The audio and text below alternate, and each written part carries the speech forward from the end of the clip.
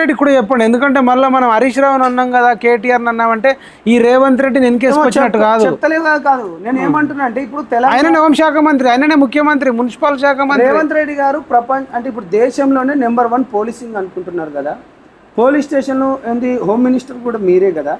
ఇక ఎన్ని చెప్పినా మీ పని, మీ దందా, మీరు రియల్ ఎస్టేట్ కానీ లేకపోతే మీ 4th సిటీ పైన మీరు బాగా పడ్డారు, అన్నీ చేసుకుంటూ పోతున్నారు.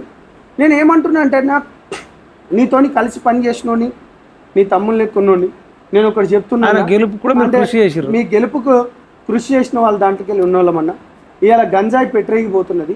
ఇవాళ మీరు ఏ పోలీస్ స్టేషన్లో కానీ తీసుకున్నా కానీ గంజాయి తల్లిదండ్రులు బాధితులు ఎక్కువగా ఉన్నారు. ఈ యువత ఏదైతే ఉన్నారో 25 నుంచి 19 ఏళ్ళ నుంచి 30 ఏళ్ళు 35 ఏళ్ళ వరకు ఏంటంటే తల్లిదండ్రులను కొట్టడం, తల్లిదండ్రులను తిట్టడం, తల్లిదండ్రులను అసలు మాట కనీసం వాళ్ళు పనికి కూడా పోకపోవడం మరీ దారుణం అవుతున్నది. కనీసం మీ పోలీస్ స్టేషన్లలో కూడా దయచేసి నేను మీకు ఒక రిక్వెస్ట్ చేస్తున్నాను, హోమ్ మినిస్టర్గా మీరు ఉన్నారు కాబట్టి